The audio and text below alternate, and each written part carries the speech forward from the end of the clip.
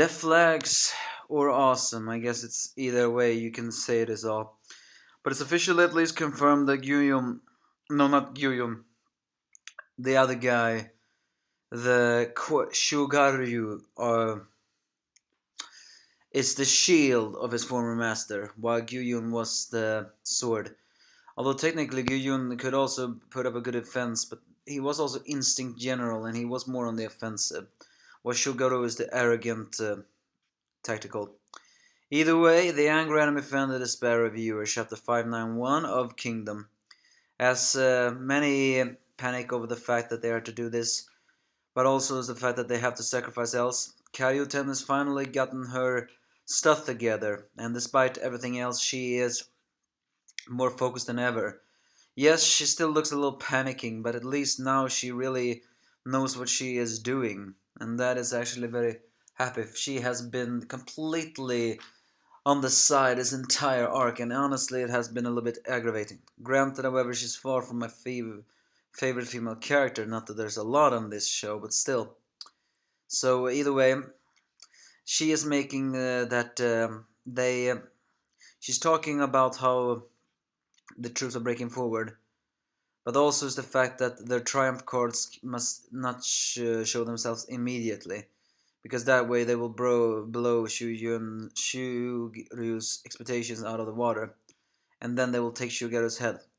However, the Akko army is confronting the Banyaji army. As we last night, we see that it's a way we can almost consider this revenge by proxy, so to speak. After all, we cannot forget that because of Banyaji's dishonorable duel in situations, although in war it's not exactly known if whatever is honorable, Akko army will uh, deal with Banyaji's army and remnants of Gyayu army, while the Gyokyu will stop the Gyuyun. After all, Gyokyu is the one who wounded Osan. But it's also worth noting that even though Gyuyun may be absent, Banyaji is still there, and Banyaji um, is no pushover, at least not what we've seen. And although a lot of them get wounded, including arrows in their or in the shoulders, they still fight strongly. But then they see the 10 spears of the Ryum. As the masked guy get angry remembering the killing his brother, they all say that they will kill them all. But of course, the Gyu, no, the Gaku, no, sorry, the Gyuhyo unit refuses to fall down like this, and they will fight on strongly. But then Banyaji decides to move out. As he begins the first charge, he is saying that most of his men has recovered, so everyone should be ready by now. Well, Banyaji, you are getting a little bit too arrogant for your own thing. So the one who decides to ride out and maybe confront Banyaji is none other than Akakin. A very unexpected solution. Although to be fair, Akakin is a pretty strange person. He's called the Eternal 1000 Commander, but there's been numerous hints that implies that his potential is beyond 1000 Commander, but he has a troubling personality. Granted, he is always smiling for some reason. And it's not exactly known yet why he is always smiling. I mean, granted, he could just be a sociopath, and war for him is entertainment. But so far, I'm not really sure where is the problem child in him. Granted, what he has done has been pretty, but he was honorable enough to save Akko. And although he did save a Yuhu unit in one instance, he did say, I ask you not to forget this debt. So I mean, why Gakakin is always smiling, no freaking idea.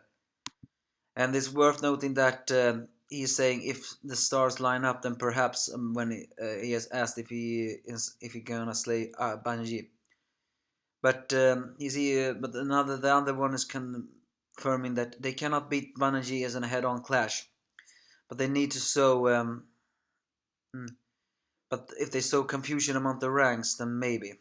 So, question is Akakin more capable of taking Banji? To be honest, if he did, that would be the biggest surprise of all.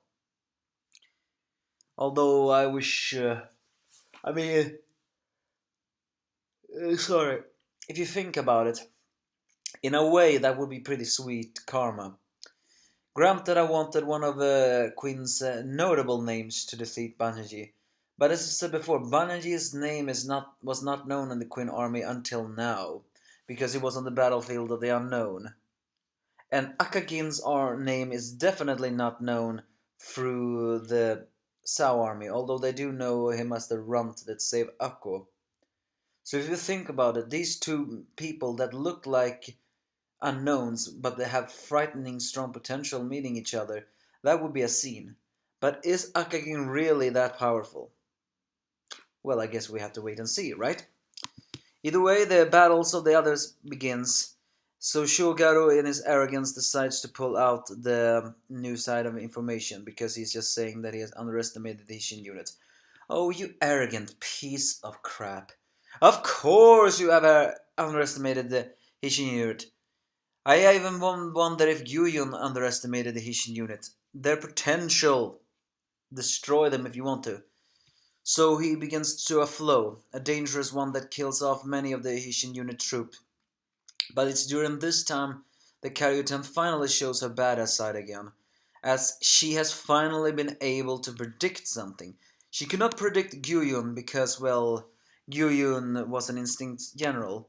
However, she is actually saying that Shugaro showed his true colors by changing this flow, because she considered Shugaru the shield while Gyuyun was the sword of Rinsho. They were the most trusted vessels of Rinsho, meaning that while Shugaru definitely has potential and is a very strong fighter, Gyuyun is the more dangerous one in offense. He is dangerous in defense, and he could really fall up an iron wall. And the only one that could break that is none other than the man who will surpass the three heavens and the Queen Six. And that is the man who will become the great general, Shin, as he rushes forward and slashes through the wall, much to the shock of Sao, but the delight to his men. With newfound flow, they are heading forward against Shogaro. Will they reach him though? No idea, because then the scene changes to Sosa, as he notices that a banner that was of Ante and apparently where many of the newbies were posted. He remembered what Karyuten said about the fact that they shouldn't pay any attention to rookies. I mean, not rookies. That if there are positions where they are beyond salvations, they are unfortunately not gonna have to save them. However, Shosa shows a slight uh, sympathetic here, and I wonder, is that gonna cost this battle? I hope not.